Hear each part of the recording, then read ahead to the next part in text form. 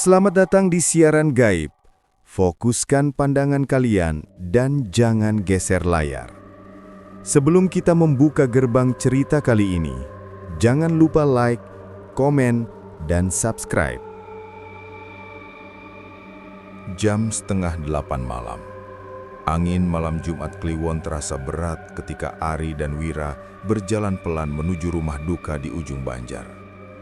Langit gelap tanpa bulan dan daun-daun pisang di tepi jalan bergetar seperti ada sesuatu yang bersembunyi di baliknya. Mereka berdua, seperti biasa, berjalan berdampingan. Saudara tiri, tapi jauh lebih akrab dari saudara kandung manapun. Kemanapun pergi, selalu bersama, bahkan bekerja pun bareng. Ari memeluk tubuhnya. "Malam ini serem, Wir. Malam Jumat Kliwon lagi," gumamnya. Wira tertawa kecil. "Udah biasa lah, Ri. Lagian rame kok di rumah duka."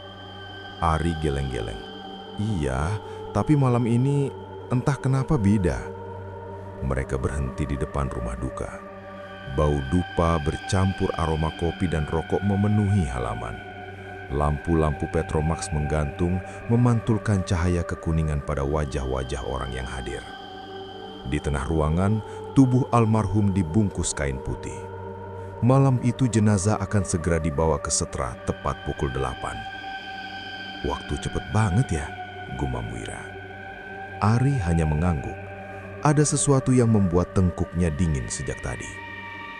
Tepat pukul 8, suara balai ganjur mengalun pelan. Jenazah diangkat, orang-orang berbaris. Ari dan Wira ikut berjalan mengikuti rombongan. Di tengah perjalanan ke Setra, Wira nyeletuk sambil cekikikan. "Tuh kan, Ri, mayat aja jalannya cepat, kamu aja yang takut sendiri." Ari mendelik. "Shh, Wir, jangan ngaco di kuburan, jangan sembarangan ngomong." Tapi Wira tetap tertawa. Sementara di belakang mereka, beberapa pemuda malah bercanda kasar. Kalau bangkai jalan sendiri gimana ya?" "Waduh, serem tapi lucu juga." "Ah, mana ada bangkai bangkit lagi, itu cuma cerita buat nakut-nakutin anak kecil." Ari mengernyit. Perkataan itu terasa tidak enak didengar, terutama di dekat kuburan. Begitu tiba di Setra, jenazah langsung dikubur. Udara terasa lebih dingin dari biasanya. Angin seperti membawa aroma tanah basah bercampur bau anyir yang tak jelas dari mana asalnya. Setelah prosesi selesai, mereka semua kembali ke rumah duka. Sesuai adat, rumah itu tetap ramai meski sudah malam. Ada yang duduk sambil bermain kartu, ada yang ngobrol tentang masa lalu almarhum, ada yang hanya minum kopi di teras. Sahabat mereka yang baru pulang dari kapal pesiar Made Jaya langsung menyapa. "Wir, Ari, sini join. Baru balik dari kapal nih, banyak cerita." Wira langsung nyengir. "Akhirnya, aku pengen banget nanya soal kerja di kapal." Mereka berduduk bertiga, kartu dibagikan, permainan dimulai. Suasana malam itu hangat meski udara terasa ganjil. Permainan berlangsung ramai, tawa pecah berkali-kali. Lampu Petromax bergetar di terpa angin.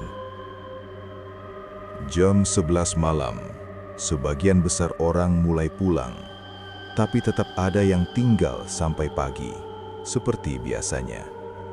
Waktu menunjukkan pukul 3 pagi. Ari menguap lebar. "Wir, pulang yuk, besok nggak kerja kan?" Wira berdiri sambil meregangkan tubuh. "Iya, besok santai, Minggu." Mereka pamit pada Jaya, lalu berjalan pulang melewati jalan setapak yang sepi. Lampu jalan berjarak jauh, menyisakan bayangan panjang yang bergoyang di tanah. Wira tertawa kecil sambil mengingat permainan tadi. "Gila ya Jaya, cerita dia di kapal lucu-lucu banget, jadi makin pengen aku kerja di kapal." Ari mengangguk. "Kamu cocok, Wir. Kamu orangnya kuat." Percakapan mereka mengalir begitu saja sampai mereka tiba di perempatan. Di sana, tiba-tiba, bau menusuk hidung, sangat menyengat. Bukan bau bangkai biasa. Bau ini seperti daging manusia yang membusuk, bercampur darah mengental dan tanah basah. Ari terhenti, matanya membesar, bibirnya gemetar. Wira mendengus. Apa sih bau ini? Astaga, busuk banget. Tapi Wira tidak melihat apapun. Ari melihatnya. Di sebelah banten di perempatan, berdiri sosok Leak Bangke Maung. Wujudnya mirip pocong jika dilihat sekilas, tapi wajahnya hancur, berair, kulit mengelupas, darah hitam menetes seperti lumpur. Kain pembungkusnya robek di banyak tempat, seperti bekas cakaran. Dan matanya kosong, tapi bergerak pelan ke arah mereka. Ari tersentak, tidak berani menunjuk. Ia hanya menyenggol Wira pelan, lalu menggerakkan bibir. Di sana. Wira mengerutkan dahi. Apa sih? Mana? Ari hanya menggerakkan dagu. Tubuhnya kaku. Wira akhirnya mengikuti arah pandangan Ari. Tapi sebelum ia melihat, Ari langsung menarik tangannya. Balik ke rumah duka, sekarang! Wira bingung tapi mengikuti.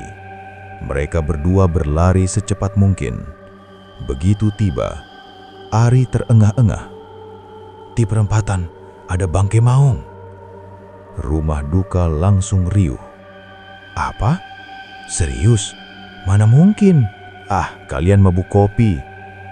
Tapi bau yang melekat di baju Ari membuat beberapa orang mulai gelisah. Setelah berdebat, 10 orang akhirnya memutuskan ikut melihat.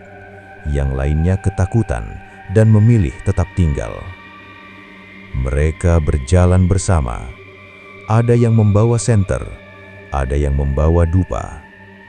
Begitu tiba di perempatan, sosok itu hilang. Suara orang-orang mulai terdengar. Bohong ini.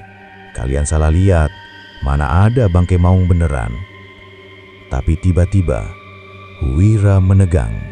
Nafasnya tercekak. Dia melihatnya. Pertama kali, jelas. Itu? Di ujung jalan tanah, di bawah pohon Kamboja, Leak Bangke Maung berdiri. Lebih dekat, dan melompat-lompat seperti boneka rusak. Bau busuknya jauh lebih menusuk, seperti udara langsung membusuk saat menyentuh kulit. Lampu senter beberapa orang mati bersamaan. Seseorang berteriak, diikuti jeritan lain. Lalu semuanya lari. Ada yang kembali ke rumah duka, ada yang pulang, ada yang masuk ke rumah temannya karena ketakutan setengah mati. Meski ketakutan, Ari berkata, Wir, kita pulang aja, melukat, ini nggak benar. Wira menelan ludah. Iya, ayo. Mereka berlari sepanjang jalan sampai rumah.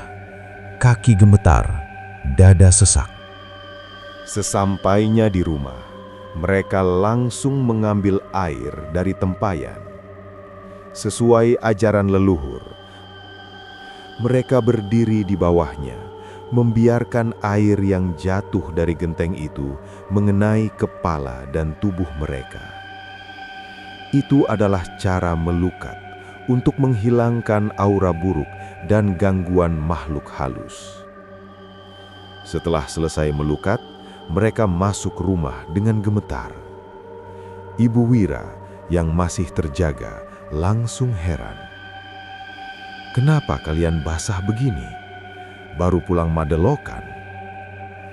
Wira duduk, nafasnya masih belum normal. Bu, tadi kami lihat Leak Bangke Maung. Ibunya terdiam. Wajahnya berubah serius. Jangan cerita sembarangan, katanya pelan. Tapi kalau kalian benar melihatnya, besok pagi kita ke pura. Jangan sampai ada yang ikut pulang. Ari menelan ludah. Bu, baunya kuat sekali. Ibu Wira mengangguk. Makanya, kalian harus hati-hati. Jam-jam begitu bukan jam manusia, itu jam mereka.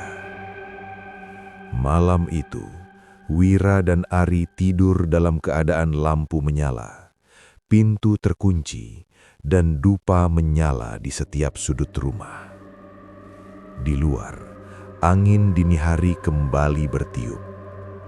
Samar-samar, terdengar suara kain basah diseret di kejauhan. Namun suara itu perlahan hilang, terbawa angin pagi yang mulai muncul. Dan sampai sekarang, perempatan kecil itu disebut-sebut sebagai tempat munculnya Leak Bangke Maong, makhluk yang hanya akan terlihat oleh mereka yang pulang larut, atau mereka yang membawa pulang sesuatu yang bukan milik dunia manusia.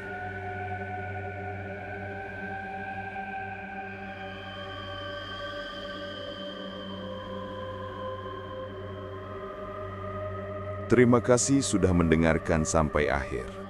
Jangan lupa like, komen, dan subscribe. Sampai jumpa di siaran malam berikutnya.